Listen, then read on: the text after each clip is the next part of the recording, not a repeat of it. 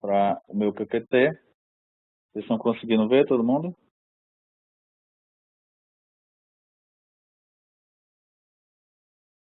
Tranquilo? Conseguindo ver, Rodrigo? Responda aí pelo chat, tá tranquilo?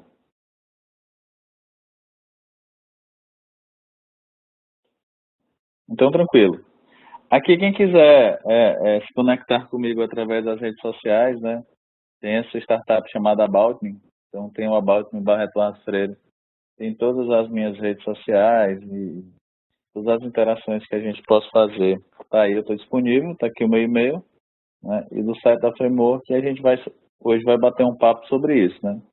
E essa apresentação foi a mesma que a gente fez semana passada para algum dos filiados, na verdade 100 filiados, né, do PMI daí de Minas Gerais, e bem como a palestra lá no PMI, no Congresso Internacional do PMI, dia 15 agora de novembro, lá em São Paulo, para o pessoal do PMI São Paulo, e 750 pessoas que deram lá, foi bem bacana. Mas vamos lá bater um papo. Antes da gente começar, eu queria falar isso lá, né, que o que eu vou falar, obviamente, não tem nada a ver com mágica, né, não tem nada a ver com coisa milagrosa, né, nem é Somebody Love, né, eu não sei como é a tradução de Somebody Love aí para vocês de Minas, mas Somebody Love é aquele negócio que é muito papo e pouca ação, né, muito pelo contrário, né, que eu tive que estudar pra caramba e continuo a estudar aqui, toda vez que eu volto de algum lugar, principalmente que eu estou morando desde março em São Paulo, né, e aqui.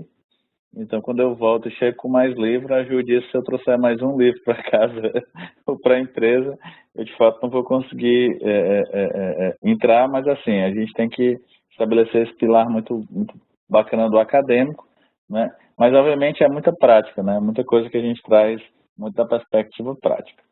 Então vamos lá fechar esse parênteses, por enquanto a gente vai bater um papo. E aí eu tinha uma dor, né? Vamos ver se a minha dor era parecida com a de vocês ou se tem sentido. Qual era a minha dor? Eu precisava saber o que era a definição de projeto, né? Toda vida, quando vem na cabeça o que é projeto, deve acontecer com todos vocês aí que devem ser da área, né? Por exemplo, quando os nossos pais vão nos apresentar, o que é que o Eduardo faz? Ah, o Eduardo é projetista. Os meus pais não tem nada a ver com o que eu faço com ser projetista.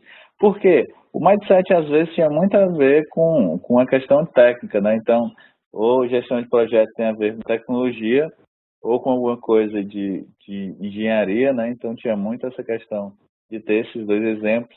Ou, mais para o final, a questão do governo, né? E aí a gente olhar o governo, uma competência que existem, sim, pessoas extremamente competentes e fazendo coisas acontecer no governo, né? Fora a gente tirar essa questão de partidos políticos e governantes. Tem muita gente competente fazendo coisa boa no governo.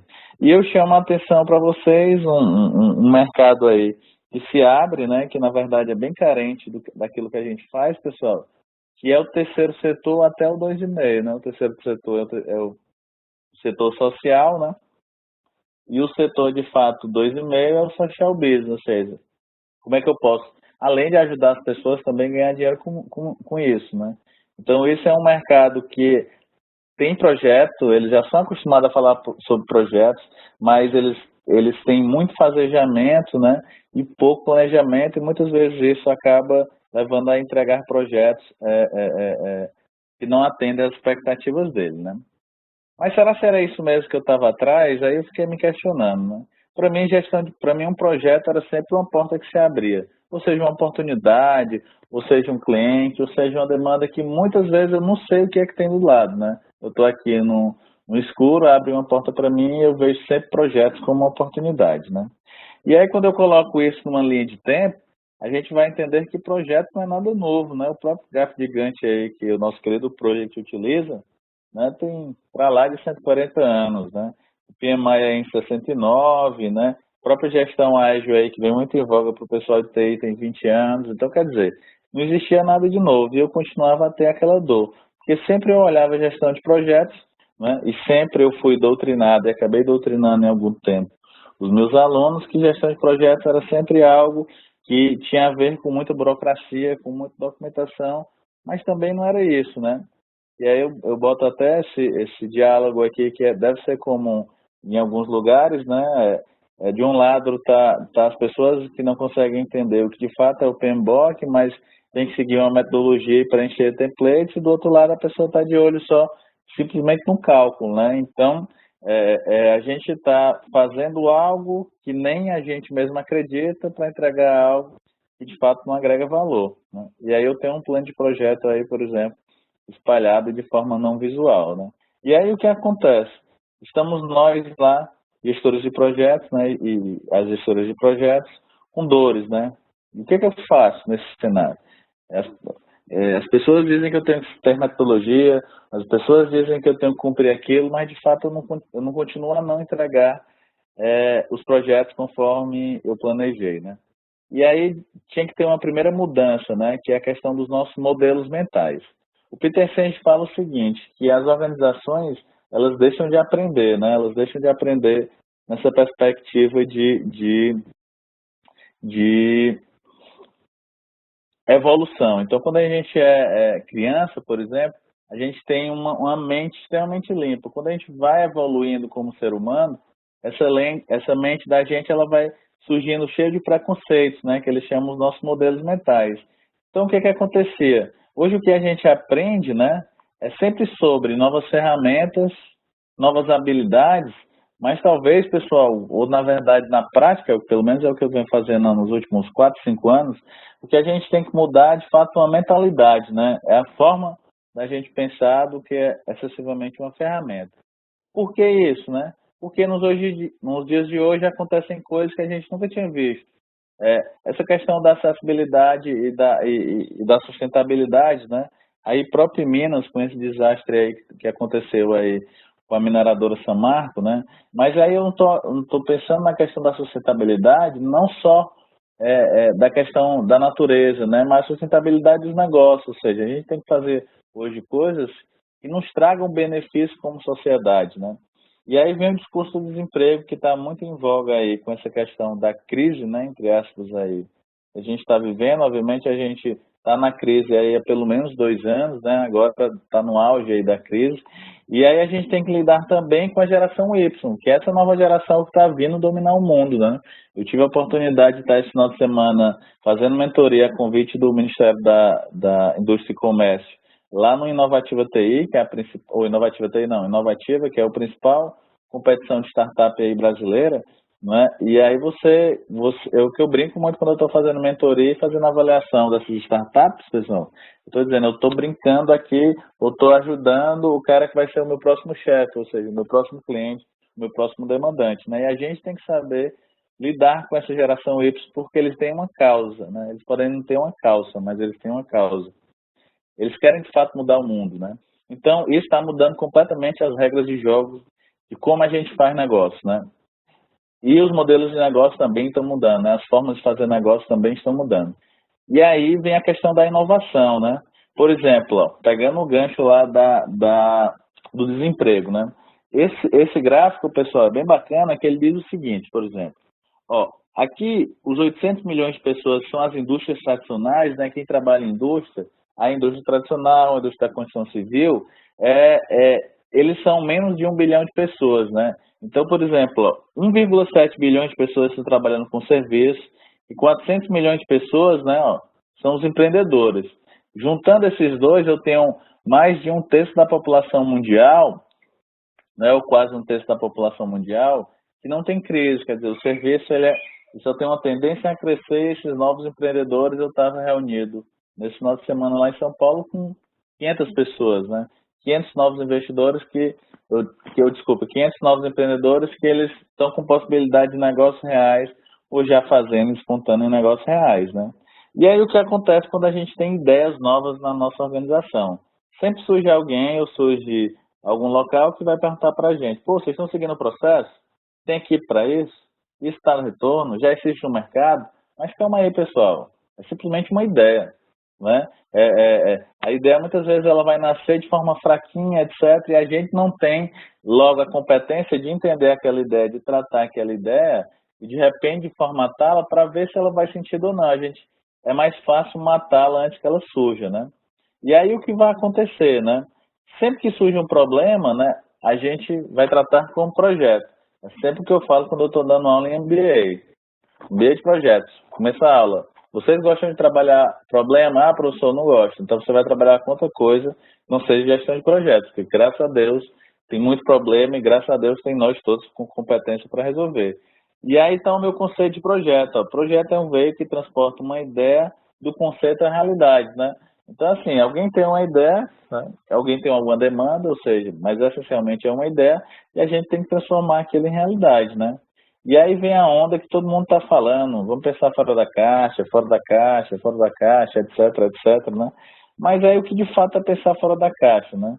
Talvez pensar diferente, talvez sair do comum, não sei, né? Deixa eu dar uma dica aí para vocês, eu aí pensando nas contas de como financiar minha casa aí pela caixa, mas obviamente que é uma brincadeira essa questão de pensar fora da caixa.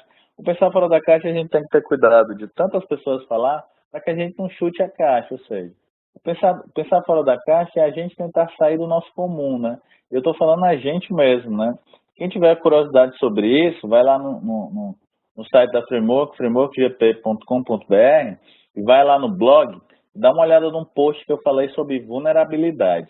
Ou seja, como é que eu quero trabalhar vulnerabilidade nas empresas, nas organizações ou nas pessoas, se eu de fato ainda não conheço as minhas vulnerabilidades, né? Então, como é que eu quero que vocês saiam do comum na gestão de projetos se eu não estivesse fazendo isso? Então, eu tenho que estar fazendo isso, certo? E aí eu tenho duas figuras que a gente vai encontrar muito nas organizações da gente. Um é o inventor. O inventor, ele segue o seguinte, né? Ele surge aqui, por exemplo, deixa eu pegar aqui algo aqui para ajudar a gente, né? O inventor, ele começa aqui na ideia, né? No campo da ideia. Pô, tem uma ideia fantástica. Aí qual é o caminho que ele segue? Ele vai fazer. Então eu tenho uma ideia, ele é um fazedor, né? E aí depois que ele faz, ele chega e diz, ah, fantástico, eu tenho um produto fantástico para ofertar no mercado. E aí chega mercado, ó, o que, é que vocês acham desse produto? Aí o pessoal no mercado, como assim? Não, eu tive uma ideia fantástica, eu caí, investi esforço, tempo e custo, criei um produto e fui para o mercado. A gente não tem que ser inventor, pessoal, a gente é gerente de projeto. Gerente de projeto é um realizador, mas a gente tem que ter a premissa do seguinte: sempre quando eu surge uma ideia, por exemplo, no mesmo caminho aqui de um inovador, eu tenho que, antes de ter essa ideia, eu não tenho que prototipar. Esquece a ideia, esquece prototipar. Eu tenho que começar por onde? Eu tenho que começar, ó, pelo mercado. Mercado, o que é que vocês precisam? Ou setores da minha empresa, o que é que vocês estão demandando? Ah, legal, vocês estão com essa dor. Tranquilo. Depois que eu identifiquei essas dores, ó, eu vou gerar ideias. Ah, mas eu vou já desenvolver um produto, vou desenvolver um esforço, etc. Não, pessoal, vou desenvolver um protótipo. E aí pode ser protótipo lúdico, né? Protótipo não funcional, ou protótipo utilizando, por exemplo, o Lego. E aí, de fato, depois é que eu tenho um projeto, um produto. Né? Então, esse é o caminho que a gente tem que seguir. A gente tem que resolver dores do mercado. Ou do mercado, uma demanda para saber o que o mercado está querendo, ou no mercado, setores da nossa organização. Né? E aí, o que acontece? Eu tenho um conceito bem simples sobre inovação. Né? Eu estava pesquisando muito sobre inovação, e aí o que aconteceu? Eu fui fazer um curso nessa universidade aqui, ó, por uma plataforma de educação à distância chamada Coursera, né? Pois eu dou aí a dica para vocês. E aí o que aconteceu? O professor disse que estudava há uns 35 anos lá, inovação, e ele dizia o seguinte: pessoal, inovação só vem de pessoas gerando ideias que geram mudança, e mudança sempre é algo que incomoda as pessoas, né? Mas essencialmente essas mudanças têm que trazer, ó, resultados, e eu consigo trazê-las para a prática. Se eu não conseguir trazer resultados e implementar essas mudanças, né, que as ideias das pessoas que as pessoas trouxeram, esquece, estou fazendo qualquer coisa ou não estou fazendo inovação, né? E aí vem um lance do design thinking, né? Mas de fato o que é design thinking, né? Opa, passei mais que um. Design thinking é uma abordagem que ela vai beber de várias fontes, né? Psicologia, marketing, neurociência, biologia, matemática, etc. Para quê, né? Para ter alguma tradução, que é a que eu gosto mais, é essa: ó, projeto centrado em pessoas, né? porque a tradução grosseira é o jeito de pensar do design, né? Porque o que acontece? O design thinker, né? Ou design thinking, né? Eu falo design thinking porque foi a forma que eu ouvi os professores falando lá na Day School, lá na Universidade de Stanford, né? Então, o que que a gente vai fazer nessa abordagem do design thinking? A gente vai procurar diversos ângulos e perspectivas, um foco na solução do problema. Todo mundo foca em entender, em querer saber quem foi a causa daquele problema. Esquece, pessoal. Ao mesmo tempo que a gente vai ter que investir ou gastar para descobrir a solução do problema, ou para descobrir a causa do problema, é melhor que a gente foque na solução do problema, né? E aí eu tenho algumas abordagens. Aqui é a abordagem tradicional lá do desenvolvimento em cascata, né, que queira ser software ou não, era o que a gente naturalmente utilizava, quer dizer, eu tinha um requisito, eu desenhava, eu implementava, eu validava, eu mantinha, e quando eu chegava lá no final, eu queria perguntar para o meu cliente o que é que ia acontecer. E aí o que aconteceu? Isso está ficando tão sério, pessoal, que nesse segundo exemplo aqui, ó, no que a gente chama de diamante duplo, né, o governo da Inglaterra fez pesquisas e descobriu o seguinte, que nessas pesquisas, a maioria dos movimentos, dos projetos de desenvolvimento ou de inovação, eles tinham esse movimento que eles chamaram de diamante duplo, ou seja, eu primeiro descobri o que é que eu queria fazer, depois eu definia, depois eu desenvolvia e depois eu entregava. E aqui está um conceito que vocês podem ter ouvido falar muito, que é o divergir para convergir, ou seja, eu primeiro crio opções aqui, eu primeiro crio opções aqui para depois eu fazer as escolhas. Depois eu crio opções de novo e depois eu faço escolhas. E assim eu consigo evoluir de fato nesse conceito de divergir para convergir, certo? E lá na Inglaterra eles criaram um conselho chamado Design Council, só para implicar design, design estratégico, design de serviço e design thinking nas organizações, né? E aí eu tenho algumas referências aí para quem se interessou pelo tema. O próprio MIT Media Lab, né? A IDEO, que é a principal consultoria, né? Que foi responsável aí, talvez a maior divulgação desse termo aí no mundo, né? Eles utilizam isso há muito tempo, né? A Day School, que é uma escola de design thinking lá, que foi fundada pelo fundador da IDEO, o David Keller, né? E tem essa escola de administração canadense, que foi uma das primeiras a utilizar design thinking no mundo, né? Eu tenho basicamente essas quatro aí referências sobre o tema design thinking, certo? E aí eu tenho alguma abordagem. A gente brinca muito como design thinking que a gente vai mudar o mundo, né? E acredita, eu vou mudar o mundo. Por quê? Se eu conseguir mudar, ou estou conseguindo mudar o mindset de vários gerentes de projetos que vem passando, por exemplo, ou nos clientes, ou nos projetos que a gente vem fazendo, né? A gente, em qualquer projeto, pessoal, a gente tem que pensar em pessoas, negócios, sociedade. Porque não interessa o que a gente está fazendo. Por exemplo, nesse exemplo do que está acontecendo aí em Minas, né, com a questão lá da mineradora, a gente tem que pensar no impacto, né? Obviamente, a equipe competente lá deve ter pensado e deve ter levado em consideração, mas a gente tem que levar em consideração a qualquer momento. Por quê?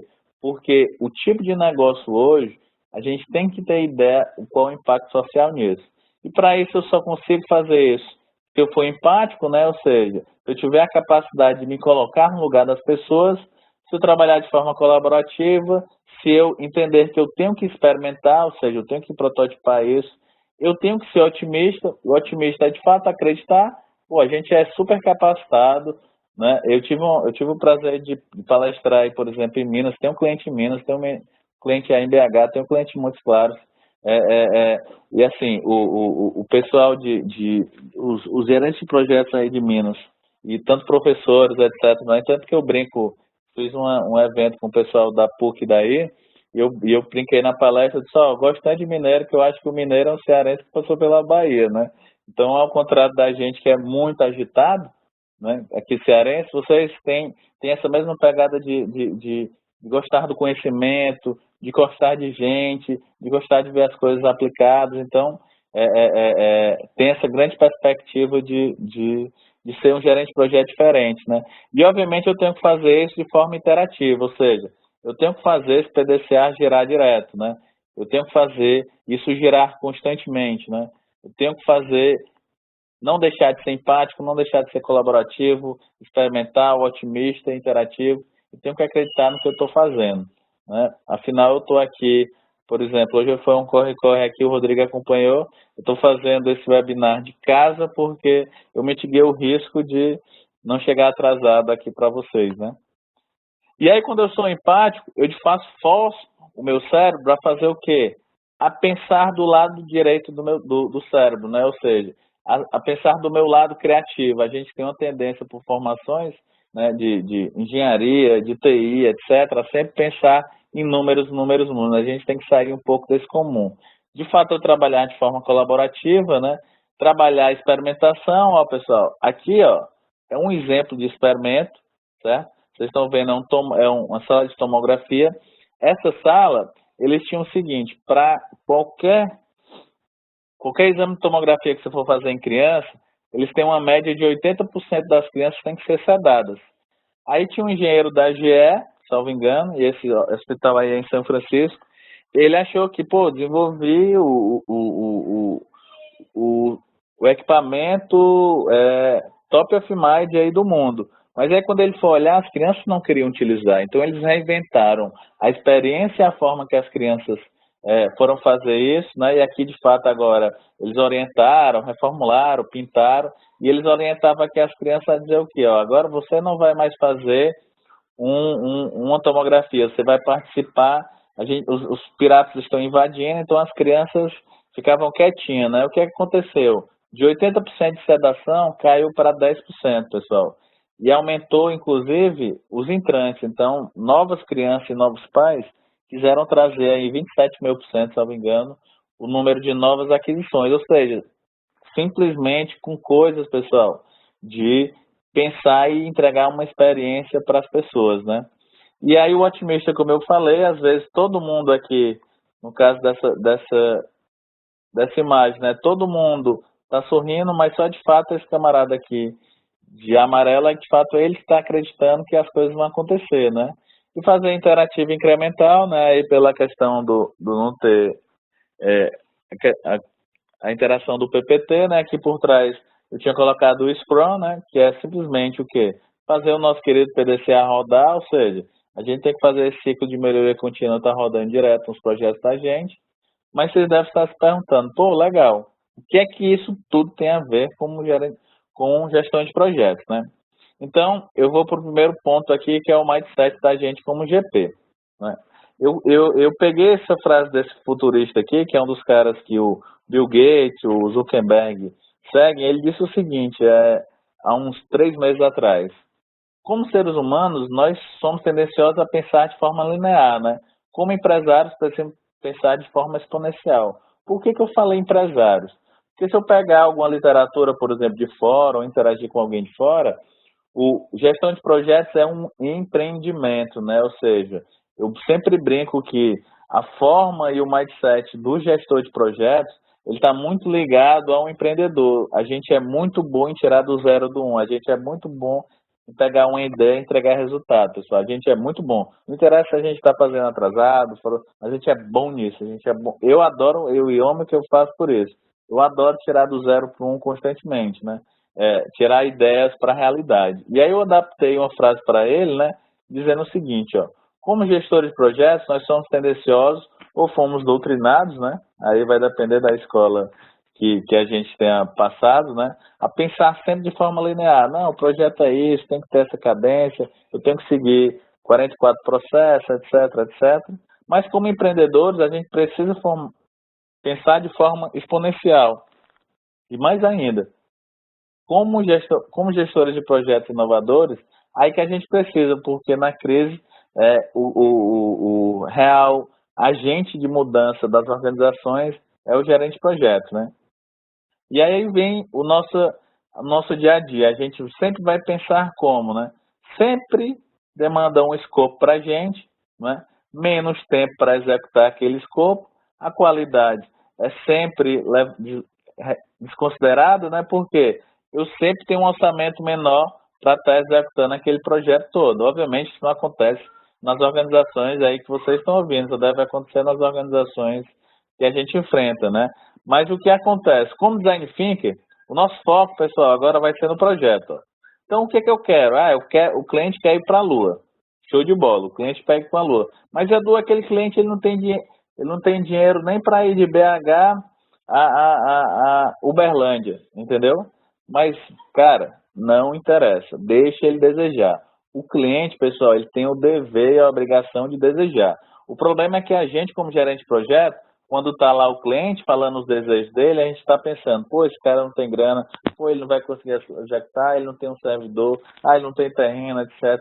Deixem ele desejar, pessoal. Depois que vocês deixam ele desejar, vocês colocam ele em duas lentes, ó. A primeira da viabilidade e depois da praticabilidade, ou seja, tudo bem, você quer ir lá para a Lua? Você tem dinheiro para isso? Ah, cara, enfim, pô, não tenho. Eu só tenho um valor financeiro, não sei se dá. Então você não vai dar não para o cliente, né? O cliente é que tem que delimitar quais são as limitações dele, por exemplo, com relação à viabilidade. Pode ser financeira, pode ser outro tipo de viabilidade, mas no geral é financeira, né? E de praticabilidade, a gente no geral é uma viabilidade técnica. Eu quero implementar um sistema RP XPTO aqui, mas eu não tenho infraestrutura local. Tudo bem, vamos utilizar a nuvem? Você tem grana para isso? A internet está legal? Como é que está isso? E aí você faz isso nessa tríade de desejo, viabilidade e praticabilidade, e você não diz não ao cliente, né? O maior pesquisador e considerado um dos caras mais referências, que é o William Ury, lá da Universidade de Harvard, ele fala o seguinte, até no clássico dele de negociação, é como chegar ao sim. Ou seja, a gente tem que focar no sim, pessoal. E o gerente de projeto é muito não, né? A gente fala muito em não. Mas chega de papo e vamos dizer como é que de fato é essa aplicação, né? Project Think, obviamente, foi uma brincadeira no começo, que eu alterei o nome do Design Think para Project Think, por quê?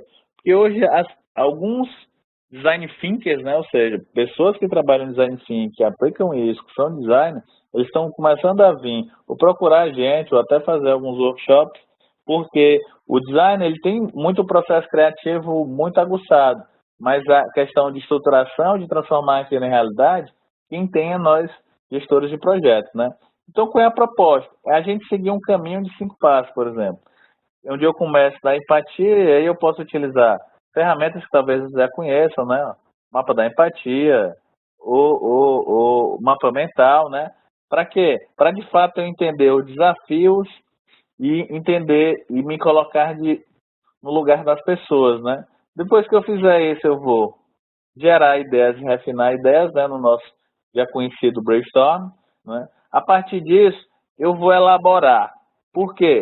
Porque aqui se eu me coloquei, voltando aqui um pouco, se eu me coloquei no lugar das pessoas, gerei ideias, show de bola. Agora como é que eu vou elaborar?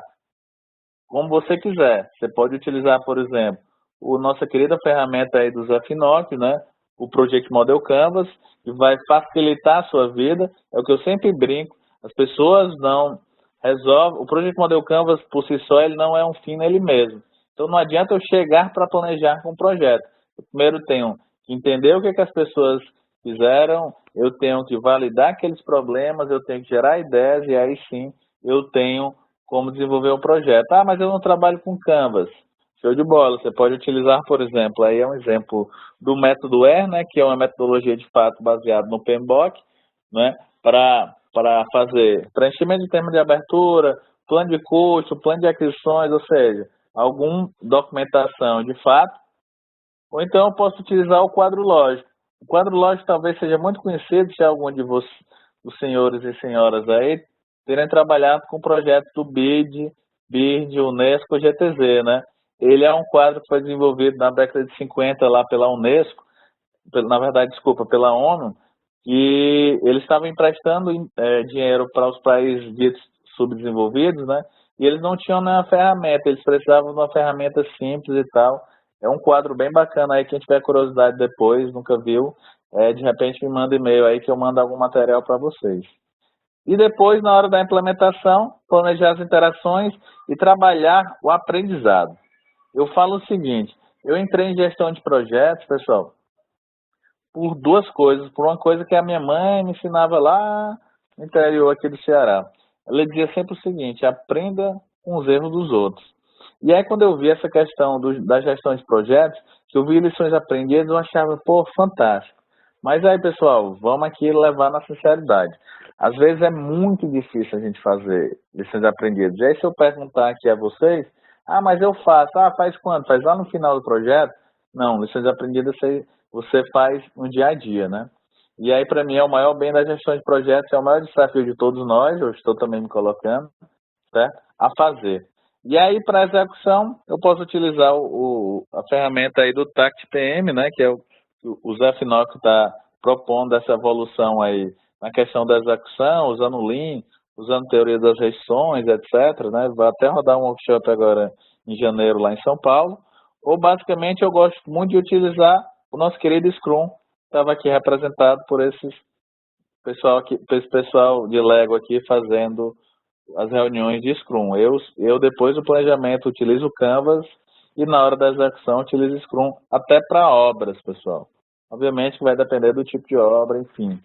E aí, num quinto passo, eu tenho que fazer aquilo que também a gente tem dificuldade de fazer, que é nos medirmos, né? E, de fato, avaliar como é que está sendo esse aprendizado. Eu estou aprendendo durante o meu projeto, eu estou avaliando isso, como é que eu vou colocar isso em prática, né? E aí algumas melhores práticas aqui que eu tenho que colocar até entre parênteses, né? Porque não são melhores práticas, são só experiências comprovadas da gente, que quanto mais multidisciplinar for a equipe, melhor. Eu, quando eu comecei a trabalhar em gestão de projetos, eu queria trabalhar com as pessoas que eu conhecia. E aí, obviamente, os trabalhos facilitavam na perspectiva de alguns pontos de comunicação, menos conflitos, etc., mas os projetos não evoluíram. Toda vida a gente fazia da mesma forma. Então, hoje eu envolvo gente que não tem nada a ver com a área, um sociólogo, um arquiteto, para falar de TI, arquiteto do curso de arquitetura, né, arquiteto em urbanismo, não arquiteto de TI, para conversar com o pessoal de desenvolvimento, exatamente para trazer essas questões aí. E aí, obviamente, vem os espaços, né? Hoje as empresas estão muito montando laboratórios de inovação. Aqui, por exemplo, é o espaço da The School, fantástico, etc. Se a gente conseguir fazer isso nas organizações, beleza, mas muitas vezes a gente não vai conseguir. Então, aqui no próprio Google, até semana no detalhe aqui, é o nome da sala é Capitão Nascimento, né? Então aqui você entra e faca na caveira para resolver seus problemas aí usando Design Thinking. Até uma cervejinha aqui do lado, tem aqui, então, obviamente é o Google, Edu, beleza, mas vamos aqui para o prático, ó. Utilizem um quadro, pessoal, utilizem post-it, né? Utilizem os espaços que vocês convêm, né? Ou aqui, por exemplo, ó, eu estou utilizando aqui, né, um negócio que sempre que eu vou almoçar em algum lugar, eu não acho utilidade nenhuma, ele sempre coloca um papel embaixo do prato que a gente vai comer, seja onde for, e aquilo, nunca eu vi uma propaganda daquela, nunca eu comprei por causa daquela propaganda, não sei vocês. E aí eu estava com reunião com um cliente meu, que eu dou mentoria, né, um CEO de uma empresa que fatura 200 milhões de reais por ano, e eu estava desenhando aqui os desejos dele para que, de fato, a gente pudesse implementar isso, né? Então, obviamente, mostrando que isso não é somebody love, eu tirei isso do meu Instagram, certo?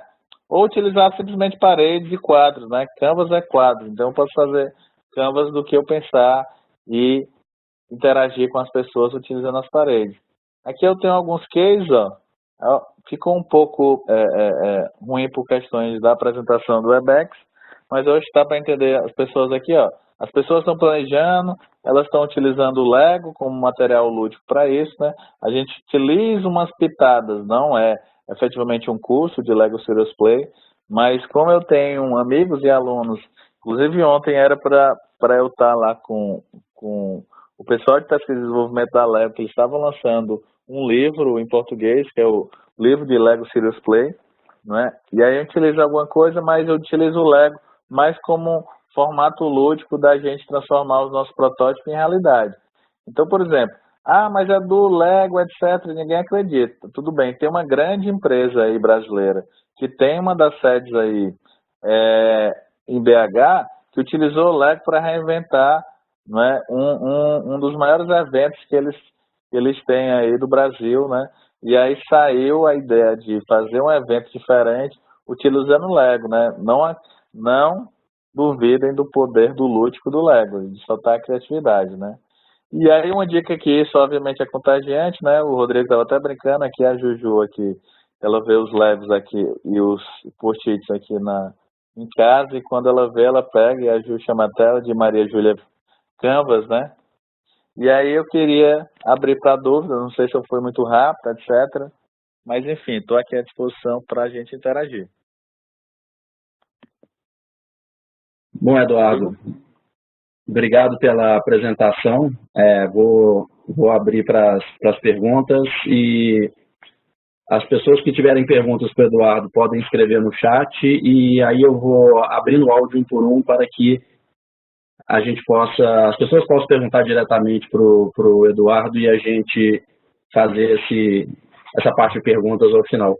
Mas, se me permite, Eduardo, eu queria começar com uma pergunta minha, já que eu estou aqui e a gente está falando de inovação e a gente vai ter o prazer de lecionar lá em Santa Catarina para o curso de inovação e gestão de projetos. Tu sabe que eu sou entusiasta da área de análise de negócio, e aí eu te pergunto, meu caro, como você como uma pessoa da área de inovação que está no mercado com diversos clientes, como que tu está vendo a aceitação do mercado em termos de análise de negócio como uma área que busca também inovação de uma forma estruturada? Como que tu está vendo isso? Uma grande, vamos dizer assim,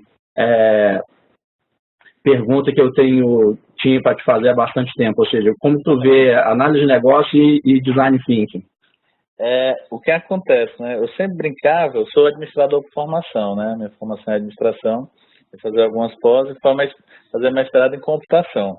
E essa parte da análise de negócio, Rodrigo, era um desafio que a gente sempre teria, porque eu brinco o seguinte, que a TI, né, como área técnica aí, ela era para crescer em W. Então, por exemplo, eu tenho lá o analista de sistemas, que ele não tem para onde crescer, ele vai fazer PMP e CGP. Né? Ele podia ser um bom arquiteto. Né? E do outro lado, eu às vezes tinha uma figura que hoje está sendo muito bem vista, e eu vejo com bons olhos, né? Que é o analista de negócio. O final que fala que ele é um cara híbrido, né? Esquizofrênico. Esquizofrênico. E aí, cara, assim, hoje, né, tem muito a ver com o trabalho do analista de negócio, essa questão da utilização do design thinking. Por quê? Porque antes de eu ter, né, por que o final que fala desse cara híbrido? Porque ele diz que a metade tem que ser de TI, né, a metade tem que ser de negócio. E, na verdade, ele não tem que ser a metade o que for, ele tem que entender a dor do cliente lá, né, e tentar traduzir da melhor forma, né, para que as pessoas transformem em tecnologia, ou seja lá o que for, né. E eu me descobri, por exemplo, quando eu estava conversando e depois quando a gente começou a bater papo, eu comecei a escrever. Por isso que eu tive a curiosidade até de trazer o teu curso aqui para Fortaleza, porque antes de tudo eu queria fazer. Foi o que eu fiz com o design thinking aqui em Belo Horizonte. Exatamente. E aí o que acontece? Esses modelos híbridos, né, essa diferenciação, eu acho que a gente, como profissional aí do mercado, principalmente a gente que também dá aula, etc., a gente tem que estar aberto ao quê? A mais pegar, e o lance do design thinking tem muito para isso, tem até no PPT, né? Então, eu de repente vou roubar, Rodrigo, no bom sentido. Situações que tu utiliza na análise de negócio, cara, eu vou utilizar isso para o meu desafio de inovação, para entender melhor o cliente, entendeu? E da mesma forma, eu acho que você tem que fazer, o que a gente tem que ter o cuidado, por isso que eu falei no começo, né, que não era mágica, nem era etc., que a gente tem que, beleza, eu entendi isso daqui, agora, como é que eu posso me utilizar disso para a parte do que eu faço, né? Por isso que eu chamei de Project Think, porque alguns design thinkers, né? Pô, tem o Igor Drude, por exemplo, que é super referência lá em Florianópolis, é certificado Lego Serious Play, e ele me deu um feedback sobre, por exemplo, essa abordagem da gente, que ele disse, Edu, eu como design thinker, eu sabia ir até aqui, né, em determinada situação, e depois eu não sabia como materializar aquilo. Às vezes a pessoa que é gestora de projeto, ela na verdade sabe, ela sabe a partir daquilo, mas a gente tem que entender que existe um caminho ainda para que chegue no que é a proposta do cliente, entendeu? Eu acho super válido, cara, a gente fazer esses... E principalmente respeitar, né? Porque é uma coisa que a gente tem que fazer, cara, cada dia que eu evoluo mais na perspectiva de ter mais clientes, que as pessoas me dão mais oportunidade de estar em momentos como esse que você está proporcionando aí para mim, É que eu entendo que eu tenho que ter mais sandalinha da humildade, que eu tenho que estudar mais, que eu tenho que ter mais coisas a fazer, entendeu? Eu acho que é super conectado, né? Assim como outras coisas, né? Não que design thinking eu brinco que vai ser utilizado em qualquer coisa, mas uma coisa que eu acabei passando despercebida é que isso não é também novo, pessoal. Não é? Nem foi na Day School, nem faz 25 anos. Né? Na verdade, quando eu comecei a pesquisar, eu descobri que enquanto nos Estados Unidos estavam pensando lá no Taylorismo, lá em Bauhaus, né, o pessoal estava pensando em business design. Então as pessoas já estavam utilizando design há quase 100 anos atrás, né? E aí era onde nascia conceitos do design thinking, né? Eu acho que fizeram uma pergunta aí, Rodrigo. Isso, o Diógenes, amigo nosso lá da UFMG, inclusive no IBA, está com uma pergunta para ti aqui. Eduardo, você disse que lições aprendidas é uma coisa difícil e deve ser feita só no final do projeto. É isso mesmo, Diógenes?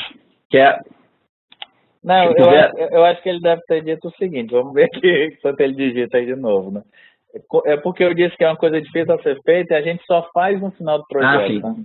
E aí o que é que, por exemplo, eu vou mostrar, que eu vou abrir isso para o público, que tem um grupo fechado, a gente tem um grupo fechado lá no Face discutindo isso, que assim, eu propus um quadro de registro de lições aprendidas, entendeu? De novo, eu não quero ser o autor sozinho disso, né? É só uma proposição. Eu provoquei, como o Diógenes falou aí, e eu estou propondo algo visual, etc., para que a gente faça, através de cada passo desse, por exemplo, a problemática na empatia era essa, tudo bem, eu interagi com essas pessoas, eu aprendi isso. E o que foi que isso vai contribuir para a próxima etapa, entendeu? Então eu faço lições aprendidas conforme eu vou seguindo o meu avanço de projeto. Não quando eu chego lá no final, vamos fazer reunião de fechamento de projeto, né? Vamos lá, o que foi que a gente já aprendeu? Cara, a gente já esqueceu muita coisa que a gente aprendeu. Talvez seja isso, Diógenes, eu não sei. O Diógenes está perguntando, como recomenda o registro de lições aprendidas no Design Thinking? Então, acho que eu acabei de responder isso para ele, né?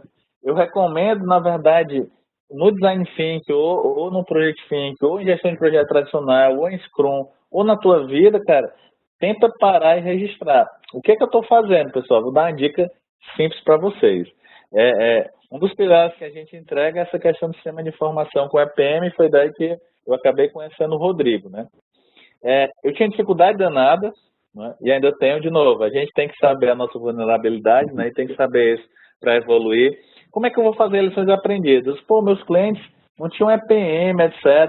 E não adiantava eu chegar para um cliente grande ou pequeno e dizer, não, no EPM eu faço uma lista, ela entrega não sei o quê. Eu precisava ser empático com eles. Eu disse, olha, eles não tem nada, mas vão querer o EPM, show. O que eu passei a fazer? Eu passei a fazer, pessoal, um notepad no meu OneDrive, no meu Dropbox, enfim, no teu sistema de compartilhamento. Que aí o que acontece? Se tu bota isso no Notepad, tu consegue abrir em qualquer lugar. E aí eu passava a registrar. Pô, aconteceu, vou dar um exemplo prático. Aconteceu uma vez um cliente grande que estava dando problema de como começar um projeto. O projeto começava, né, lá no EPM, e aí ele chamava toda a metodologia, no geral, para demorar 40 segundos. Quando a gente implementou, estava demorando 4 minutos e 50. Aí eu cheguei para a reunião com o PMO, ele olhou, Edu, quando o meu chefe começar um projeto e ele pedir um cafezinho, eu vou dar o teu número, cara. Tu vai ligar, ele vai te ligar. E aí eu reuni com o time, né? Eu disse, vamos aqui um brainstorm, ver o que é. O problema, pessoal, já estava em Redmond, né? Aí eu lembrei do meu Notepad, né? Cara, eu vou olhar no Notepad, pesquisar problemas sobre... Hoje eu estou organizando isso no mapa mental. Eu reservo pelo menos um tempo no meu mês. Vou tirar essas 2 horas para me organizar. Obviamente tem muita coisa para organizar, mas é melhor eu ter aquilo do que não ter. E aí eu pesquisei problemas sobre EPM em tempo. E eu dei uma ideia ridícula lá. Eu disse, pessoal, será que não é o tempo do servidor, né? Porque basicamente a aplicação tem a aplicação e tem um banco de dados, né? Se eu tiver horários diferentes, isso não precisa entender de tecnologia, né? O sistema vai entender. Esse daqui pediu 7 horas, mas ele é 7h05, então quando chegar 7h05 do outro é que ele vai dar a resposta. Aí todo mundo olhou e disse, Edu, beleza, ainda bem que a gente está num call interno, tu é MVP, se tu falar isso pro mercado, eu tô falando aqui pra todo mundo, os caras vão dizer, porra, cara, como assim, tu é MVP? E aí todo mundo, obviamente, elencou a minha ideia para a última, de novo, vem lá das minhas lições aprendidas. Aí fizemos call com Redmond, etc. Chegou na nona, chegou na 10ª, não deu certo. Aí todo mundo desistiu. Opa, desistiu não, tem a 11ª, aquela minha ideia. Ah, Edu, tá falando sério? Tô. Porque tinha que reinstalar o banco de dados principal do cliente, né? Então foi um horário, etc. Pessoal, eles reinstalaram o sistema, o EPM passou a fazer a requisição em 50 segundos, entendeu? Então, assim, foi um cliente que eu salvei de uma história simples, porque eu disse nós, eu não disse vocês não fazem, eu estou dizendo nós, eu também não faço, mas talvez o Rodrigo também não faça, eu tenho dificuldade, porque o nosso dia a dia é muito rápido, né? Muito dinâmico. Tem alguém fazendo aí perguntas? Tem uma pergunta ótima aqui do Luiz Fernando. Dá uma olhadinha aí, deixa tu. Cara, graças a Deus, não. Luiz, sabe por quê, cara? O que aconteceu? Quando eu comecei a estudar isso de fato, e o Design Thinking, é o que eu sempre indico para as pessoas, mais do que você estudar, você tem que praticar. Você quer inovação? Inovação a gente tem que sair do discurso, pessoal. A gente tem que se permitir errar. Estou dizendo a gente, eu também. Eu tenho que, às vezes, me permitir que, cara, eu tenho que errar, eu tenho que entender. E aí, Luiz, quando eu comecei a estudar, o de fato que eu entendi é que, cara, de alguma forma, eu já estava utilizando Design Thinking, né? E aí, obviamente, quando eu botei um caminho e coloquei essas questões, agora, de novo, até respondendo um pouco melhor a tua pergunta, Luiz, não por usar o Design Thinking, eu não deixei de utilizar métodos tradicionais, entendeu? Teve um projeto grande aí num governo, que a gente estava fazendo uma consultoria pelo BID, e aí a gente ia para a rua, ia lá para a unidade, era um projeto de um prontuário eletrônico, e aí, ao mesmo tempo que a gente fazia isso, lúdico, post-it, parede, etc., comunicação, a parte de entrega do software era muita documentação. Muita documentação porque eu estou no setor público, né? Então, a gente tinha que deixar essa clareza de tudo, por quê? Porque até aconteceu um negócio engraçado. Chegou uma auditoria do BID, ela olhava, estava a sala lá de controle do projeto, né, post-it para todo lado. Cara, esses caras não estão fazendo tudo menos software, né? E aí, cadê as documentações? E aí, depois, quando a gente trazia, assim, caixas e caixas de documentação, obviamente eu brinquei que eu contratei um amigo meu de consultoria. Cara, tu é bom de fazer documentação, faz, né? E aí, não era a gente entender o que é que o cliente queria e fazer os casos de uso. Os casos de uso eles eram construídos com o cliente, né? Porque o cliente não tem obrigação. Se entregar um caso de uso para um cliente validar, ele te mata, vai botar um médico. Entendeu? Eu disse, não entendo disso não, entendo de vidas. Então, o que na verdade é até o que eu falei durante a apresentação, Luiz. Eu acho que a questão hoje, mais do que nunca, a gente tem que fazer o que os Osmond lá da Montaigne está chamando de modelos híbridos, né? Para mim, modelos híbridos sempre foram. Sempre eu cheguei. O que é que eu entendi? Aí é um fato, certo, Luiz? É que, cara, o core business, a espinha dorsal do que eu estou fazendo de gestão de projetos, aí eu não consigo tirar design thinking. Se eu vou colocar PMBOK, se eu for colocar coisas de análise de negócio, enfim, se eu vou utilizar essas coisas, né, a espinha dorsal é sempre essa, sempre eu ser empático, eu ser colaborativo, eu ser experimentador, eu ser inclusive provocador, né, e me autoprovocar também, entendeu? Então eu acho que o que a gente tem feito muito é isso, assim, é muito fácil a gente chegar, de novo, eu não tô falando uma flecha de prata, né? No entanto que a gente rodou um workshop agora aberto em São Paulo e vieram 2 pessoas de momentos sabáticos, né? Não sei se, acho que em BH é tranquilo, as pessoas não se estressam, né? Mas lá em São Paulo, 2, cara, Rodrigo, um cara com 1 ano e outra menina com 2 meses, ela, engenheira pela FEI, eu compartilhei o feedback que ela me deu aí no meu Instagram. Ela super trabalhou em grandes bancos, projetos em grandes empresas, etc. Mas ela disse, Edu, eu não acreditava mais a forma do que eu trabalhava. Eu estava saco cheio disso. Desculpa até o palavrão, né? E aí ela estava a fim de se reinventar. E ela disse, Edu, o que talvez a gente conseguiu numa imersão é, de fato, tu me atentar para isso, né? Tu me atentar que eu sou criativa, não existe o não, e criativo não quer dizer post-it, Lego, não. Criativo, pessoal, quer dizer a gente ser gente. Nós todos somos seres humanos, né? A gente esquece e às vezes a gente se relaciona como pessoas do outro lado tem uma pessoa friamente. Eu não sei mais não ser dois Eduardos, né? Então eu sou o Eduardo do jeito que eu estou fazendo aqui para vocês. Eu sou o Eduardo, por exemplo, tem um cliente meu grande aí de BH, até para fechar e abrir para a próxima pergunta, eu cheguei na primeira reunião, pô, era um cliente grande, multinacional, né, Rodrigo? Todo formal. Aí chega o vice-presidente, olha para o gerente de portfólio, esse cara aí que tem que trabalhar em inovação na gestão, esse cara não. Então, os próprios clientes começam a pedir essa vestimenta. Hoje, cara, eu devo ter aqui uns 2 paletós, o resto é sapatinho vermelho, amarelo e tal. Entendeu? É isso aí, meu cara, identidade. Identidade, exatamente. Alguma pergunta mais? O Luiz aí tá querendo colocar a câmera. Show, Luiz. Luiz, você trabalha com o quê, amigo? Tu quer abrir o microfone para ele aí, ô Rodrigo? Vou abrir o microfone do Luiz aqui mais fácil. Luiz, áudio aberto, fica à vontade. Sim, eu trabalho na área de TI mesmo. Show. Eu tenho uma empresa também, no caso eu tenho uma empresa de TI, né? Há 3 anos. Nós abrimos ela com ideia de criar um projeto, uma startup, né? A gente tinha um produto que a gente queria desenvolver. E falou assim, vamos desenvolver e vamos abrir uma startup baseada nesse produto. Acabou que nós não tivemos aceitação desse produto, mas continuamos com a empresa. E continuamos, em vez de trabalhar com o produto, nós começamos a mexer com prestação de serviço. Massa. Entendeu? Então, até o nosso objetivo mesmo é voltar a trabalhar com o desenvolvimento de produtos, né? Porque a gente está com meta para o ano que vem. Isso. Mas entendeu? Talvez, né, Rodrigo, que nós todos, de novo, talvez eu, que já fiz há muito tempo, talvez você fez, é de fato a gente às vezes pensar internamente, né? E depois ir para o mercado validar, né? E a gente é aquela história, eu tenho que me permitir errar mais cedo para me acertar mais rápido, né?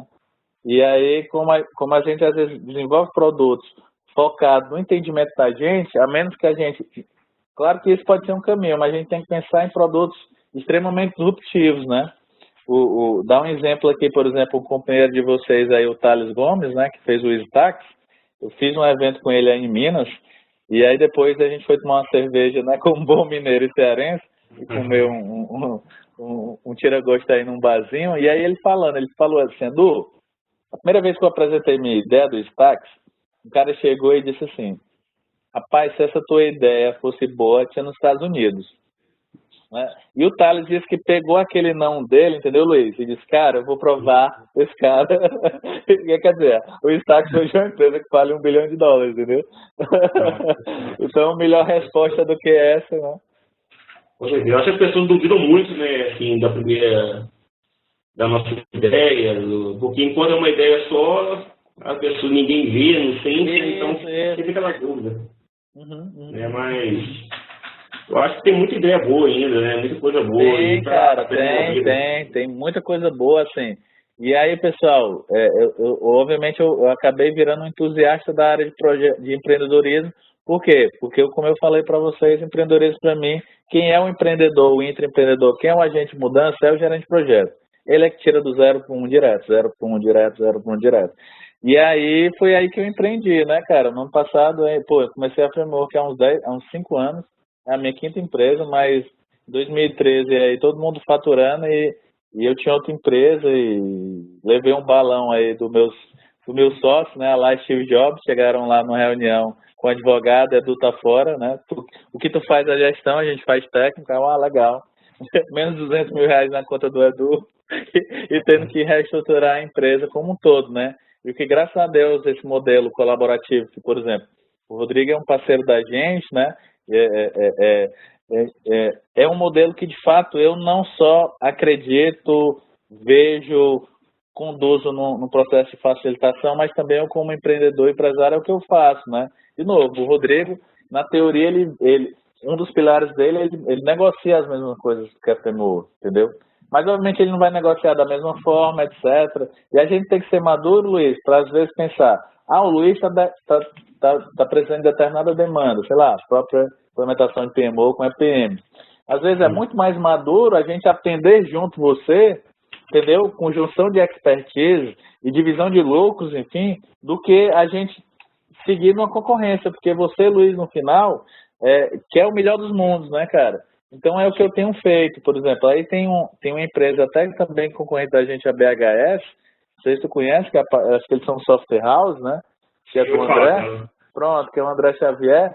Cara, quantas vezes eu já me vi no meio de uma concorrência grande, um cliente grande, mas o cliente queria volume, né? A gente é boutique consult, a gente tem um time pequeno, temos muitos parceiros de consultores pelo Brasil, mas todos associados.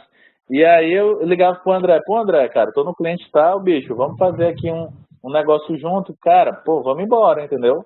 Eu acho que esse não é o modelo de agora, assim. Quem não entender isso, sabe, Luiz? Quem não entender que a gente tem que fazer as coisas de forma colaborativa, né, cara, diminuir os lucros, cara, não vai dar pra gente ganhar muito, mas pelo menos a gente vai dar dando pra gente fazer e aí as coisas vão evoluindo, cara. Graças a Deus esse ano foi o melhor ano da minha vida, sabe? Falando, porque foi um ano que começou muito maluco, mas, cara, a gente já tá com agenda, já estamos reabrindo um escritório maior, criando um laboratório de criatividade, pô, chegou um investidor que é um parceiro da gente de negócio, e a gente está com uma oportunidade em 3 clientes, o cara investiu na gente às cegas, quer dizer, para a gente criar junto o laboratório de criatividade, o cara me deu literalmente um cheque em branco, então, quer dizer, a gente tem que levar em consideração essas pequenas coisas, né, e fazer as coisas acontecer. A parceria hoje em dia nesse nosso, em todos os mercados, é sempre todo importante. Mercado, cara. Todo mercado. Eu ouvi uma palestra do Flávio Augusto que ele falou isso também. Isso. E juntos, vocês têm que pensar no todo, né? Como um todo, em todo mundo. Então, você pensando como um todo mundo ganha. Todo mundo ganha, cara. E a gente faz um mundo melhor, né, pô? Com certeza. Com certeza, mas show de bola. Show, cara. Ficou legal aí? Ficou legal, muito bom. Muito bom. Fechou, cara. Qualquer coisa aí, se vocês não tiverem mais perguntas, eu tenho 2 pequenas ali. Exatamente, pessoal. Eu prometi ao Eduardo 1 hora aqui para a gente devolver ele para a Juju, porque nós estamos roubando o Eduardo do momento da família aqui, agradecendo o Eduardo desse tempo disponibilizado para a gente. Só gostaria de falar, para a gente fechar, Eduardo, do workshop que a gente vai fazer em Belo Horizonte. Abra, por favor, lá o nosso último lá. Então, como todos aqui estavam sabendo, alguns possivelmente não, porque já vieram direto para o webinar, e o Eduardo contou a história, isso surgiu justamente do meu interesse em fazer o Project Thinking, meu interesse em agregar o conhecimento, aquilo que o Eduardo trabalha com o meu trabalho, e isso virou essa parceria que nós temos aí, o curso do Project Thinking. A gente está com o Eduardo aqui nos dias 11, 12 e 13 de dezembro, no Hotel Royal Savassi, ali perto da Praça da Liberdade, para o workshop de Project Thinking, para a gente colocar em prática tudo isso que a gente está falando. Todos estão convidados. Eu vou manter contato com os inscritos pelo e-mail, no cadastro que foi feito, e qualquer dúvida eu estou à disposição. Agradeço novamente, Eduardo, a presença de todos e boa noite, bom retorno para os que estiverem voltando para casa, e quem estiver em casa, aproveita a parte boa da vida, que é estar com a família e com as pessoas que a gente ama. Abraço a todos. Boa noite, obrigado. Obrigado.